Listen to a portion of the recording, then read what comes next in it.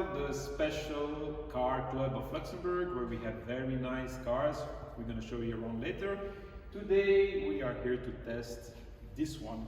It's the new Corvette C2. No, it's not the new. It's a Corvette C2 from '64, but it's new in the club, so that's a new arrival. And the good news is we're going to test it today, and we're going to test it with Chris. Come on, Chris. Chris is a member of the cartel, Morning, right? everybody. Yes, been a member for 4 years. And you like the concept? It's fantastic. We have lots of beautiful cars, as you say, old and new. You can take them out for a drive, for a day, for a weekend, for a week, and it's really a fantastic experience. Nice. And the good news is that I'm going to test all these cars. So the first one is a Corvette. So follow us. We're gonna go drive on the nice roads of Luxembourg today with this sunshine. Let's go. So, you already put your seatbelts, Oh, yeah. Chris. And it's funny, it's like Just plain, a single plain, strap, yeah. plain seatbelts, Yeah. right? It's 2 points Yeah. seatbelt, and then you need to do it like in a plane. Foot on the brake and good start. Okay, looking for drive. Hey, it goes! See you! Okay, first surprise, it's power steering. I was not expecting power Oh, really? steering. Yes, it is. Very light. I imagine not having power steering would be really heavy, especially parking it. Yes, you can feel the huge amount of torque, and it's just sliding. And the sound of the V8. Yeah. Nice. Yeah, when you get the big engine, big block American cars with the straight through exhaust, then And now we're just cruising at 40 miles at 1700 RPM. Yeah, now I find this very old type steering where you need to be doing that. Well, actually, it's quite precise because I've driven I've driven more than 20 years ago Corvette C1 from '61, and it was really a surprise for me then to realize how imprecise the steering of these cars was. I've driven a couple of 60s American cars, and I almost compare them with Willys Jeep. Really, Similar. I've never driven a Willys Jeep, but I get your point. It's not Yeah. precise. Not designed to be driven in a straight line. So yeah, the engine, it's a V8 of course, 5.3 liter, so it's a 327 cubic inch, and apparently the horsepower is about 275, so which is more than enough for this type of car. It's also more than the usual car from this period. Yes. So now I'm testing the brakes. Currently we're not in a very engaging road because we're just taking the autoroute, but we're gonna go to nice countryside roads. Good road to let the engine warm through and the gearbox warm through. Let's face it, she's an old gal that needs to be treated well. But I'm really surprised by the feeling of the car because it doesn't feel that low. Of course it has been restored like 10 to 15 years ago, and it goes well, really. I'm pleasantly surprised. There are no real squeaks or rattles or creaks or anything like this. I really like the instruments. I think they're beautiful, and the needles are really special because you see they are like in 3D. It's quite special. The steering wheel is really nice. A very thin steering wheel. It's a wooden one, and you feel this relief that it's meant to put the fingers on. It's really nice. And the interior, frankly, for a car from the 60s, the finish is quite okay. Huh? It's really beautiful. Yeah, it's like we go back almost 60 years, which is really amazing. So, what are your first impressions as a passenger? I like it. I find even though there's no head restraint, Yes. which I'm not a big fan of, I find the seats comfortable. They feel like sofas. Yeah. I have a bad back, and so I immediately know if there's a seat I don't like. I find this is nice. It's nice and spacious. You have a very good view everywhere. The A-posts are narrow. You get good sighting from the side, and you get a lot of light from the rear window because it's a big wraparound window. I like a lot the back window. I think it's beautiful, and the shape of it. And then what is really amazing is when you look at the room behind. Of course, there is no back seats, but you have plenty of room for the luggage. Yes, exactly. This is really a 60s touring car that you can take with two people on a long route like 66, and you have enough luggage for the whole period, and it works really well. First impressions, driving impressions, I'm really surprised by the quality of the steering and the brakes, because I tried to get back 20 years when I tested the first C1, and it was completely different. Of course, it was probably not restored as well as this one, but the steering and the brakes were really very, very average. And the car is very well kept and very well restored. I find this very compliant. At the same time, I feel it's not as wallowy as a lot of other American cars. Yeah. For instance, 67 Mustang, I find quite wallowy. Yes, absolutely. Whereas this is more planted. You feel like you can hit some nice en route with no problems at all. Yeah, and the steering is quite direct. Look, feel how direct, and that means as well the suspension is good because there is no body roll. Yeah, amazing how reactive it is. And of course, we don't have air conditioning. Although it was an option, because I read yesterday some details about the C2, and there were a few options like air conditioning. You had as well some expensive options with alloy wheels, which is not the case of this one. To be honest, I think the wheels on this car are suited with the spinners in the middle. Yes, it looks very good. And what's interesting is to look at the fuel level. It varies between 3/4 and full while driving, so that tells you that in these times precision was not what it is today. Although you say about precision, you have to look at the beautiful clock in the middle, which has a perpetual motion just like a Rolex. Yes, and that looks really super. So what are these buttons for? So we have on the left side at the top the fan, so you pull out for one, pull out for two. Then you have the second one on the top right, which is for defrost, and I guess depends which vent you go to. And then the two on the bottom are for the radio. The left side is the volume and the tone on a separate switch in the middle. Yep. And then on the right side is the tuning, which sends the dial up and down. And also for this period it has FM and also long wave, or AM should I say, sorry, not long wave. Yeah. But yeah. We are 60 years back with this car, almost.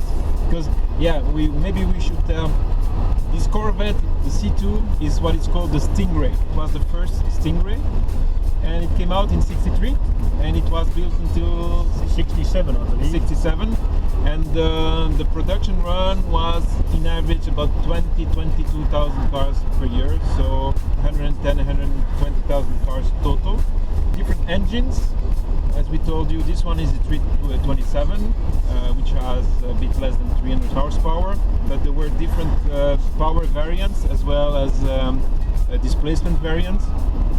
There was as well a Z06 kit that you could order, so that was a special kit to make it more sporty, as it is the case still today with Corvettes.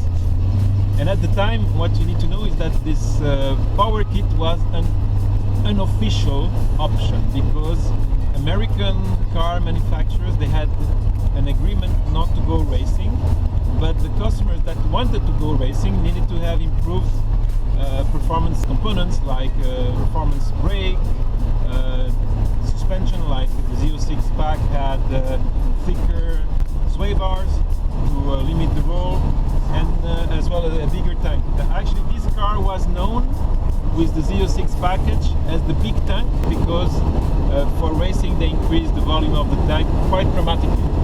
This car with just I say 275 horsepower be like driving the top of the range road car, which had over 440, I believe. You can imagine that that would have been quite something for the mid-60s. Wow, and with a chassis of that time, because you know, although as I said it's quite precise, I mean you have to work behind the wheel. It's not like today's car they drive by themselves. So it makes driving interesting. Yes. But I have to say it's not worrying. No. It's taking its time, it's doing its thing, it's behaving well, it has beautiful turning, you can power out of the corner on the straights, but you don't feel that you're compromised when you're coming up to the next corner.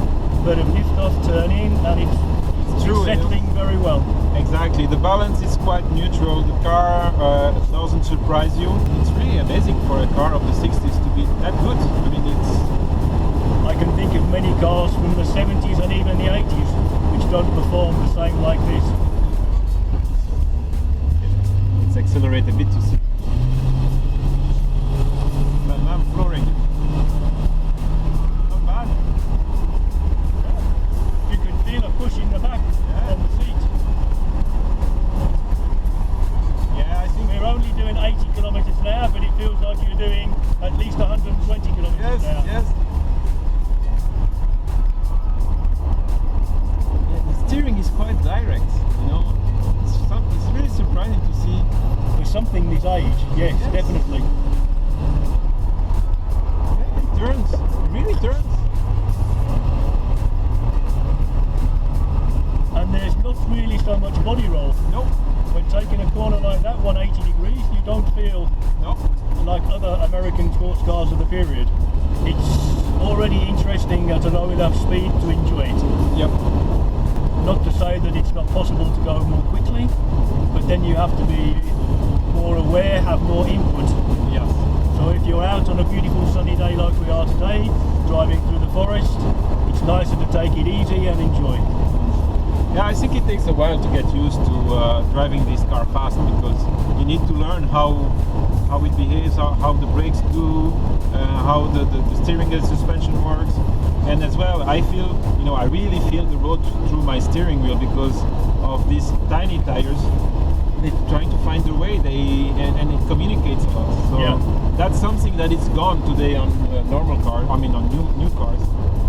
So nice to go back in time. Basically going back to mid-America at the time, where they had medium-sized roads, which this car would have been at home on.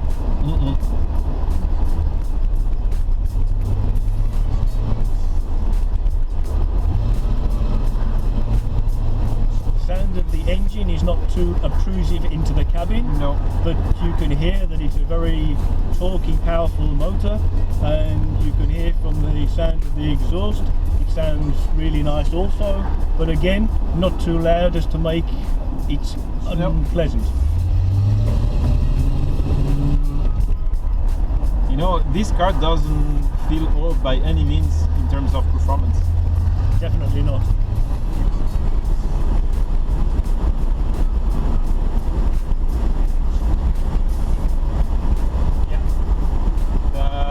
The braking, it pulls to the right slightly, so you have to know it. Once you know it, you compensate. I noticed also, travelling at a slightly higher speed, you find the little imperfections in the suspension starting to come through a little more. Yes. So it's definitely not particularly maybe a car for higher speed, but No. for medium speed cruising and Exactly. I would say the ideal speed here would be like 70 to 90 kilometers per hour max, yes. which is perfect for a countryside road. So we've stopped now to change drivers, and I'm going to take advantage of showing you the car around here on the nice place on the countryside. So just look at it, how nice this is.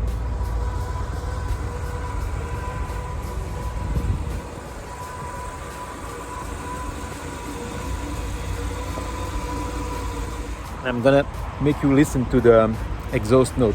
Just listen to that. Idling.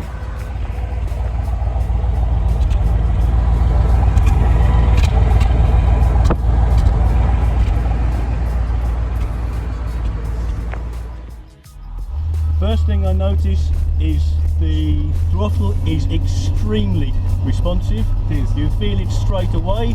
It would almost be comparable to a modern fly-by-wire throttle. Yes. You press the gas and you've got instant response. Yes. Maybe not as quick as obviously something so modern, but you still feel that you're travelling through the range. Yes. So okay, Chris, you've been driving it now for what? 10 minutes? Yeah. What do you think? It's thoroughly enjoyable. It's very predictable. You come into a corner, it turns in really directly, which is surprising for steering from this period of car. Yeah. I feel that it's better to drive it on the throttle rather than brake too heavily. Absolutely. It becomes more predictable, and I've also found that it has a comfort zones speed-wise between 70 and 90. It's got torque to pull it all the way through. You never find that you're wanting for anything, and it's a very pleasant car to drive for a 60s car. Yep. And now we're coming to a straight. I put my foot down, instant wave of torque all the way through the rev range from as little as 1,000 up to 2,500 RPM. The engine doesn't feel fussed at all. Going into a corner, slight lift off, keep it on the throttle, feather the throttle through, power out. Here we come to a slightly tighter bend, so small push on the brakes, feel the nose just turn in, keep the gas halfway, and then as we're coming out, power it out, feeling very pleasant. We're only doing somewhere between 60 and 80 kilometers an hour at the moment on this piece of road. All right. And it feels like we're certainly doing more, but it's feeling very comfortable. Good. I think it sums up the review. I think we both agree on how the car behaves. Yeah. And we're both surprised by the fact that it feels more modern than its age tells, right? Certainly, absolutely. We hope you like this review, and we hope that you put this little finger for us so that we are able to propose you other test drives. At least from Cartel there will be some more coming, and we'll be testing it in the future. Bye. Bye from me.